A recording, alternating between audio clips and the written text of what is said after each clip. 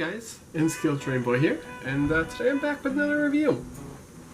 So I just recently got this beautiful B40-8 from Atlas. It's a N Scale Master Line locomotive in their Gold Series, beautifully painted in their Conrail scheme. It comes with ESU LokSound on board. So we're going to go ahead and give a little review of this guy. I've taken it out of the box just to take a look at it and put it on the tracks and just hear some of the sounds a little bit. And so far I'm loving it, but we're going to get into some of the details of what I really like and take a deep close look at this locomotive. If you're just looking for kind of a quick thing, personally I love the locomotive. There's one small issue with it. Having to do with how they installed the speaker in the fuel tank, and you can either stick around here and hear some details about how I fixed that, or move on to the spookshow.net review of the Conrail-8 or Atlas-8, and you get the same information there as you're going to get from me here. So either way. Personally, highly recommend the locomotive for what I've seen so far. But let's go ahead and dive deep into some of the details on this guy. Alright, so let's go ahead and get into this review. So, pretty standard Atlas locomotive box. Master Line locomotives. Atlas. There's the information and scale. -840B Locomotive Conrail number 5060. So like most Atlas locomotive boxes, you squeeze the side of the box that has the wheels of the locomotive facing it, and then you can lift up and remove the clear plastic lid. You've got a sheet of bubble wrap here to keep things nice and protected, and then we have the locomotive itself. So before we actually take out the locomotive, we have here, I can use my tweezers, we have a couple of cab sun shields. Here we have them. And those are user applied right over the cab windows, so that if you don't want to deal with that extra detail, you don't have to, but you are certainly welcome to. I personally will be. I will be putting those on. Then we go ahead, get your finger near the end, and then you can grab the locomotive, pull it out. Before we move into the locomotive, I'm going to put it over here off to the side. I'll put it on top of the bubble wrap. We have the box itself, this nice soft foam, white foam, keeps the locomotive safe. I lift that up. We have this very thin, soft sheet of foam. And underneath that, we have all the documentation, including the function list and info sheet for the ESU LokSound decoder, the LokSound V5 decoder.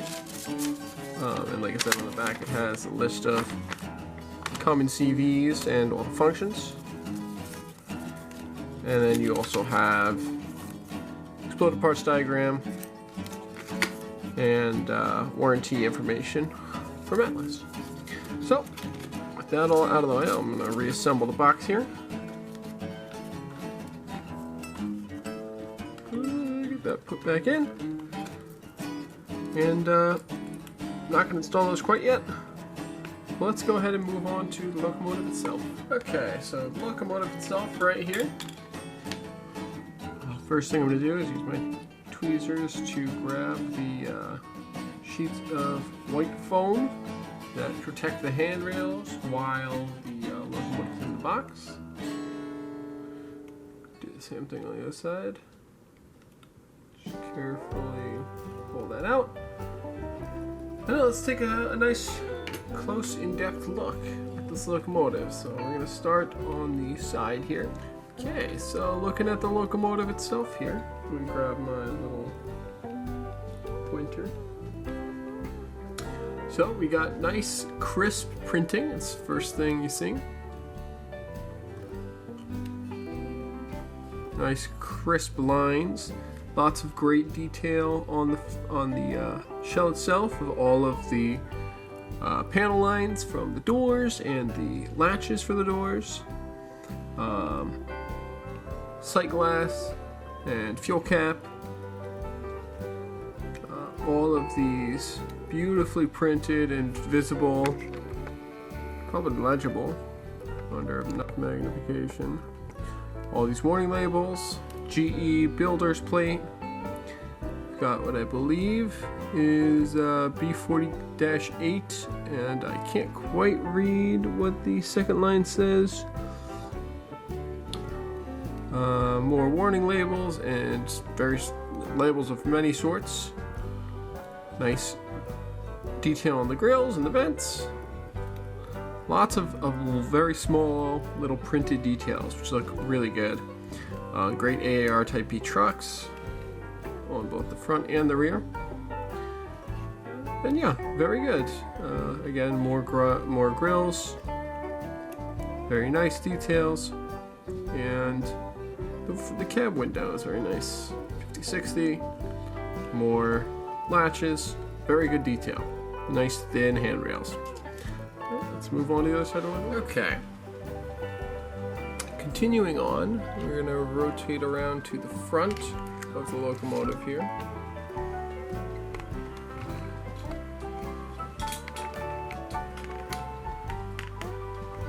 Front of the locomotive, we have some really great detail.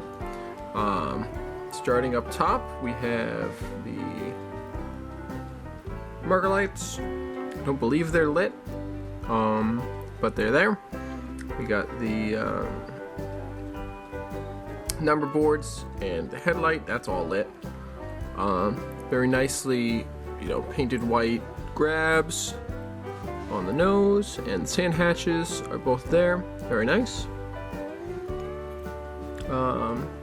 Good detail around the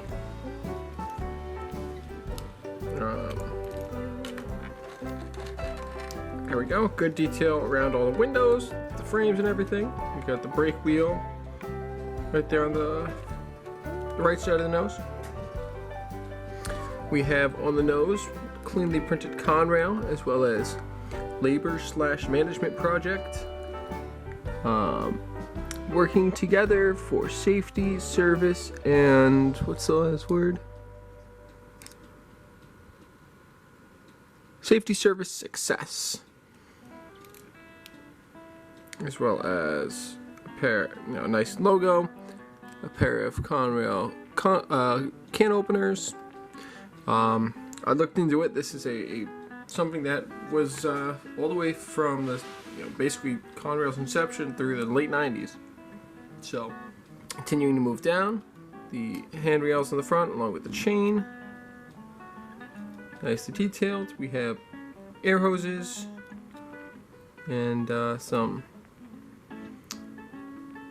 nice removable plow. We got some hard to see on the video, but we got some hoses there, MU cables, etc., and of course a Atlas Accumate coupler. I think that's what the Atlas couplers are called. Whatever, standard Atlas couplers. Yeah, Accumate. I was right. With the magnetic decoupling wand.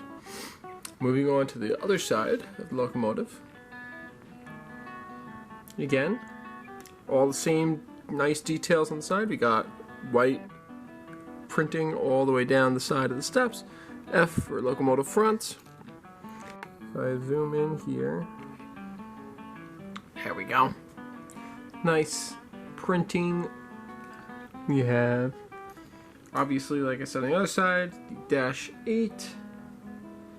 I still can't quite figure out what's on that line below, but I think it's just too small for my tired eyes to really read, and the camera's not focusing on it, so that's alright. Continuing down the side of the locomotive, more great details on the all the warning labels. all appear to be legible. I'm not going to take the time to go through and read them all, but if you wanted to, you could. More nice grille detail, horn on top, and the exhaust stack, Conrail can opener, very nicely printed on the side, all that same good panel, door, and latch details. And again, over here, we got the same levels of detail on the radiator section and all that. Moving back to the front. Okay, continuing around to the back. More of the same as far as levels of details go. We have, again, marker lights. We got nice grabs going down the side, although that does seem to have fuzzed up slightly the Conrail printing, which is a little unfortunate, but not super noticeable until you zoom in like this. Number boards, headlights, all nice. Down at the bottom, more of the same hose detailing, same grab irons and handrails, all very nice, thin, good stuff. Same Acme coupler, same MU cables as the front. Very nice. Very nice. Moving on to the roof. From the front to the back on the roof, we've got grip. Got grip stuff going on the roof, grip tread, as well as down on the hand walks. Hand walks. The access walks along the side of the locomotive. We've got some antenna detail on the roof, more grills, as well as looks like mounting points for lift rings and door hatches. Again, like I said when I was looking at it on the side, we got the horn, we've got the exhaust stack, and lots of great detail on the radiator itself. Down on the walkways along the side, I see a couple of hatches down there, as well as the nicely detailed steps, and lots of good adhesion grip for the steps. Highly detailed, very nice locomotive. Alright, let's go ahead and take this locomotive, let's put it on the rails and see how it goes. Okay, so we got the locomotive on the rails here. I'm going to go ahead and plug in my power cab, and we'll get power to the rails, and we'll start testing this guy out. So I'm going to plug it in, and let's see.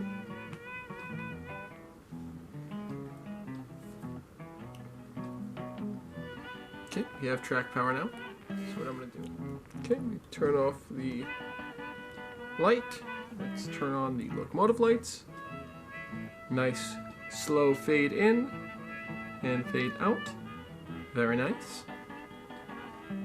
Let's go ahead and flip the locomotive around and do the same.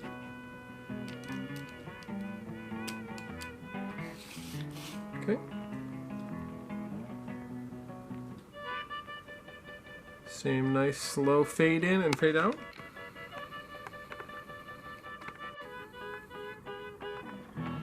Lights very nicely make the number boards visible.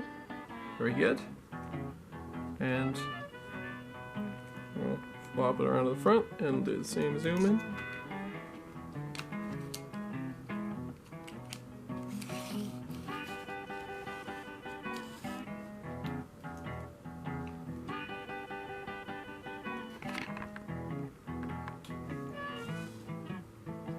Same nice detail, clearly lighting the number boards. Very nice. Okay, we'll go ahead and turn the lights off and get the track back set up, and let's see how it runs, and then we'll test the sounds. Okay. Turn on the headlights.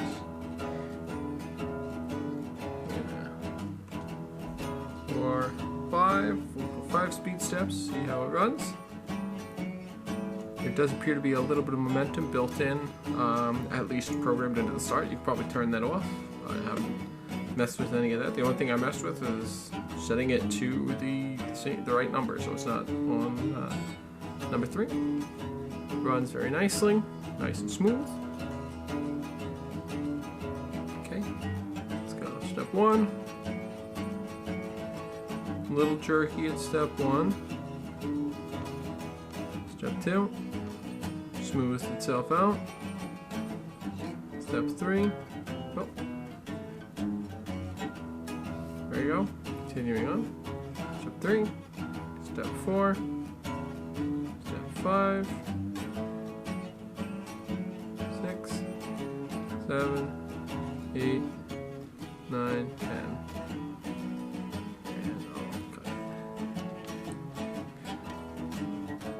Very nice. Okay. Let's pull it forward a little bit.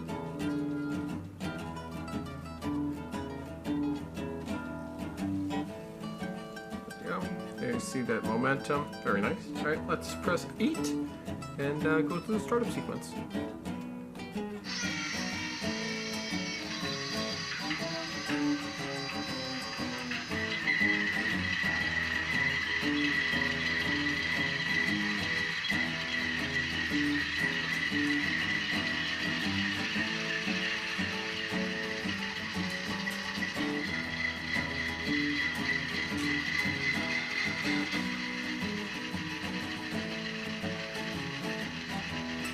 Alright.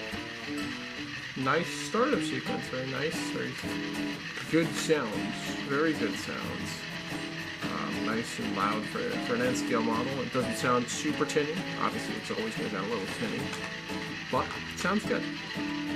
Alright, let's go through some of these functions. So, F0 obviously have light. F1 is the bell.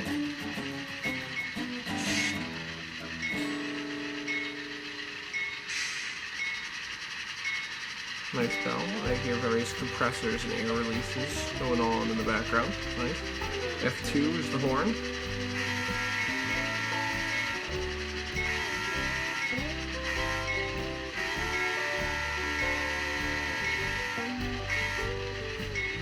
And the bell automatically turns on for a short period after the horn, it seems like.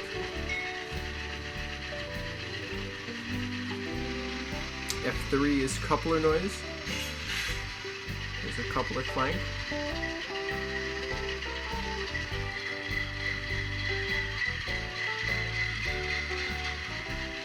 F4 is the dynamic brake, which I imagine will only happen while it's running. F5 and F6 are for lights that this locomotive doesn't have. F7 is flange wheel. Again, I imagine only if it's moving. F8 is startup shutdown. F9 is drive hold, so that'll set the notch down to the same level, but you can adjust the speed. So you can set it to notch 8 and then press drive hold and bring it down slower, and it'll sound like it's working harder or whatever. F10 is independent brake.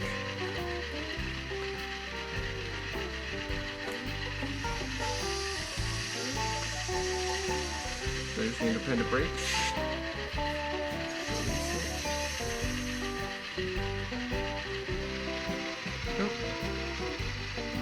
F11 is fan sounds.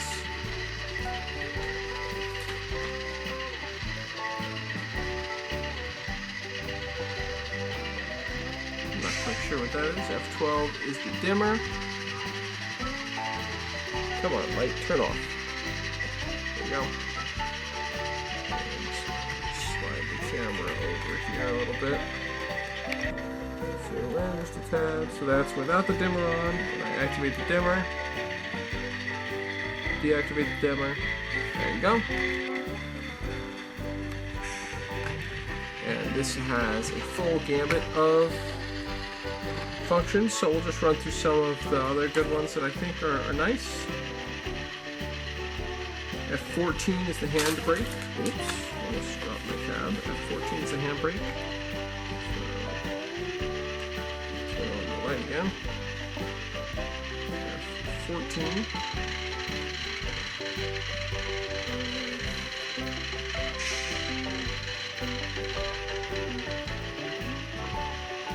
Alright, so let's go ahead and move on. F15, isolation switch, just a little switch click. There's some other ones. F18 is the sanding valve.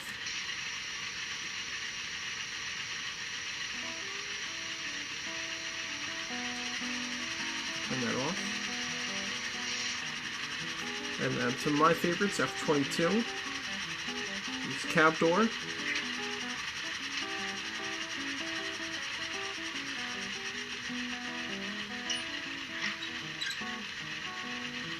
F23 is engine compartment doors.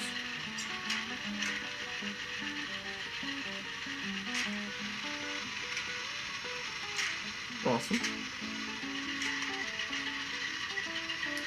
And the last one we'll do is F25. The shutters open and close.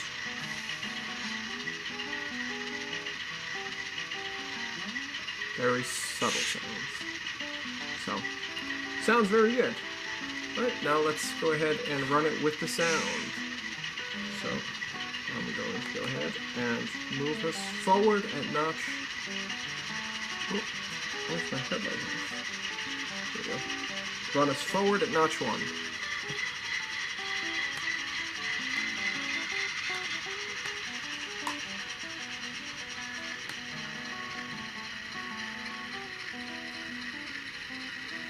Forward at notch 2. Notch 3.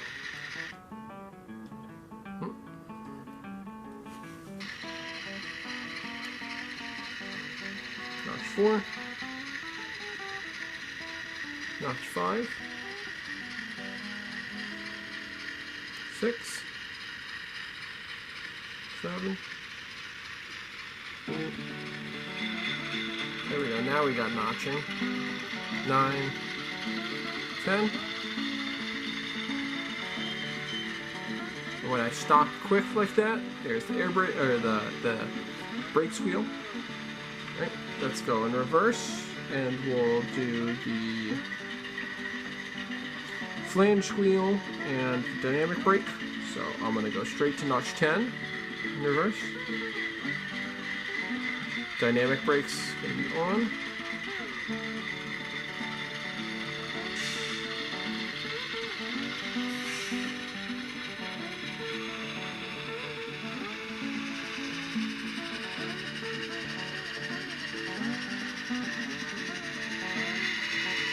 Here's the dynamic brake.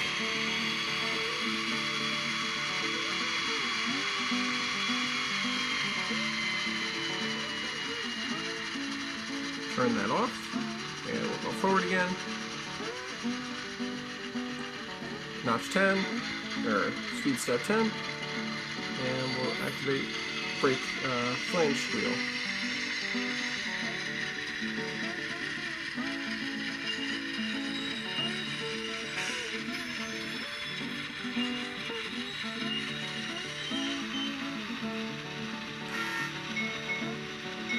Very nice. Very, very nice. So let me pull it back into frame here. Go to notch speed step 40 real quick, just so we can hear some real sound.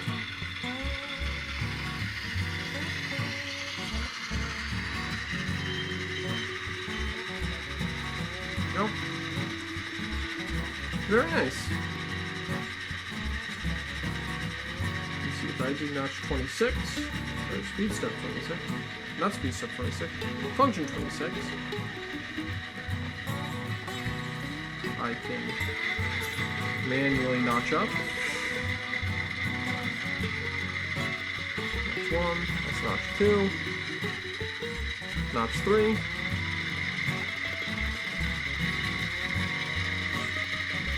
notch 4,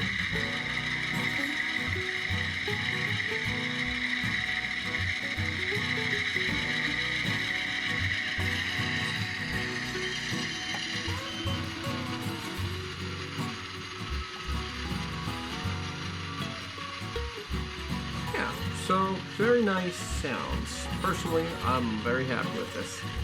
The way this sounds is really great, and yeah, so we'll go ahead and wrap up with a quick run by with the some of my Conrail rolling stock, which you've seen in the back of the video here.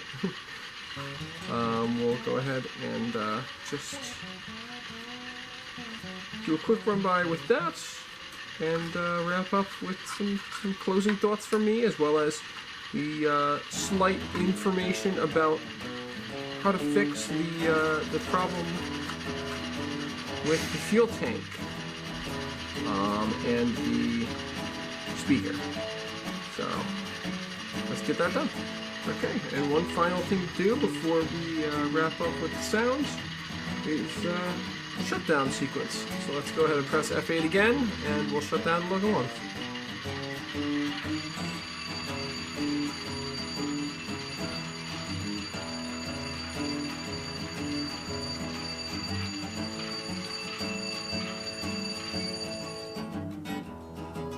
Very nice. Alright, so before I wrap up, I'm going to show you real quick the slight issue with the fuel tank and the speaker, and what I did to fix that. So let's go ahead and get that done. Okay, so due to a slight error in how they designed it and got the speaker to fit into the Locomotive, a slight design glitch, the speaker doesn't fully fit inside of the fuel tank the way they've designed it. So there's a very slight crack, or not crack, but gap between the fuel tank and the frame. So the way I've gone ahead and fixed that, and the way that spookshow.net recommends you fix that, is you take a so there's the speaker inside of its mounting in the fuel tank, but if you want to make it fit better, you either shave down the bottom or the inside of the fuel tank. And I've gone ahead and shaved down the bottom of the fuel tank just a little bit on the inside to allow for just a little more space for the speaker, which helps have the speaker sit nice and cleanly, and the fuel tank sit nice and cleanly up against the shell of the Locomotive. So you can do that either with some sandpaper, or I used my file set just kind of shave down just a tiny bit. You know, not even a 1/16 of an inch really is all you need to just have it sit properly, and that way there's no chance of it catching any raised bits of the rail as going over rail joints or anything like that. So that's my one gripe with the Locomotive, is that it's has that slight design flaw. But if it didn't, then this Locomotive would be a 10 out of 10. With that, I still think a 9.5 out of 10, because it's a very easy fix. It's just a little bit annoying that you have to do that yourself. I kind of wish that they had test fit at some point in the design process to make sure it fits. But like I said, very easy fix. I love the Loc sound in here. It is beautiful, nice and loud. Nice and loud. Excellent sound. Beautiful detail in the Locomotive itself, and overall, a really great model. I am looking forward to being able to run this in consist as foreign power with some BNCCS locomotives. So yeah, with that said and done, thank you so much for watching. I hope this is helpful for anyone out there looking to pick up one of these Dash 8s with sound. And I'll leave you with a quick run by here on the desk with a couple of these bits of Conrail rolling stock you see in the back. So thanks so much for watching. Leave a like if you enjoy it, and hope this is helpful to you people out there.